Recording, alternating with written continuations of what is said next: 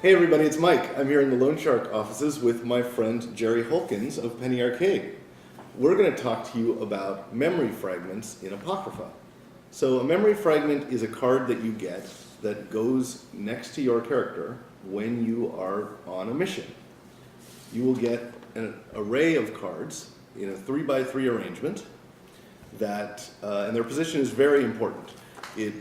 Cards that are up on the top will affect characters at your location. Cards that are on the left will affect characters to your left. Cards that are on the right will affect characters to your right. And cards that are on the bottom will just affect you. So the arrangement can be changed over the course of play. Now, they also have dice on them that affect people in the direction they point as well.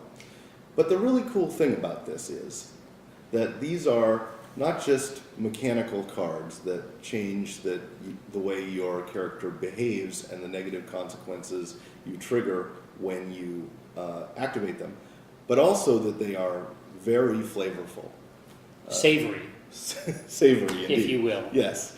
What did you say about them? Oh, well, the reason when you came up and asked me if I wanted to do it, like one of the things that turned my crank about it is that, so if you write things that are a little bit longer or even mid-length, like you have kind of a fantasy about writing flavor text for cards. Like the space, it's such a fun, I mean, it's sort of like a tweet, I guess, in some ways, right? Yeah, very much. Like it's this very tiny sandbox and you can make everything inside of it go just so. But what I liked about it is that, you know, on the memory cards, up where any other game would have art. Art and text. Or, you know, exactly, art or game mechanics. Yep. That is where you have what is functionally speaking like a 60-word short story with a title, and then your game mechanics and other mechanical stuff are rendered around the edge. But just like, it's just such an inversion of the regular flavor text thing that just it seemed like it'd be super fun to do. Yeah, I describe it as having a 60-word story where there is no beginning and no end. That's exactly what that's exactly what you like to do. Yeah. Just you get in, you say like a really interesting thing, and then you get out. Right.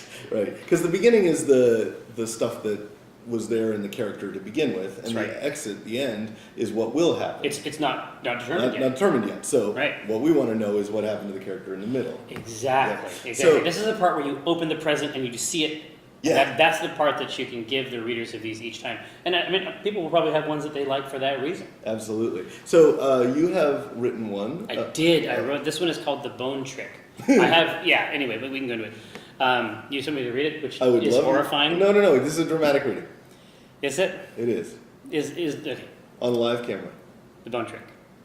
You found the first one when you were 4, an indentation near your elbow. When you pressed it, the whole arm would come off. Sometimes Mom would come in at night, and you'd have to hide the wriggling thing under the sheet. It was still okay back then, back before they started coming off on their own. Ooh. Right? That's pretty good.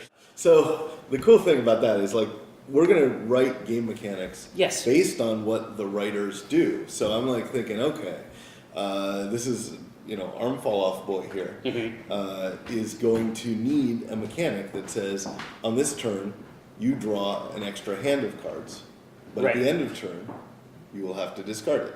Right. That's the kind of mechanic that comes from a bonkers idea like you have there. Right. And but basically, you've put out the feelers, like you're harvesting writers for this thing. That's a good word for it. Well, you'll have piles of weird ideas for you to systematize in the game, right? I love the word systematize. Who all do you have? Like, who's like official? Let's see. We got obviously Jerry Holkins. That's the gleaming gem. I would agree. Obviously in the whatever you would call a head thing. The head thing. For like a ruler or whatever. Yeah, the head sphere. Yeah. But who else is like official, like signed up? Oh yeah. Okay. So we got Chris Straub, cartoonist upstairs, of Brood Hollow, right? We've got some authors like Kids Johnson, who's got a couple of Hugos and Nebulas under her belt, science fiction author. We have some game designers like Bruce Cordell, Keith Baker, Wolfgang Bauer. That's pretty good. We got this guy Pat Rothfuss. Him?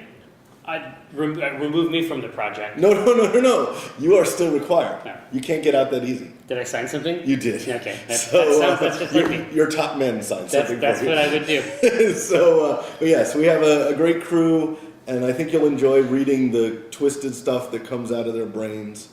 Yeah. So I think it's going to be great. So anyway, thank you guys for watching. We're going to talk next time about how a mission comes together. So thanks a lot, and we will see you next time.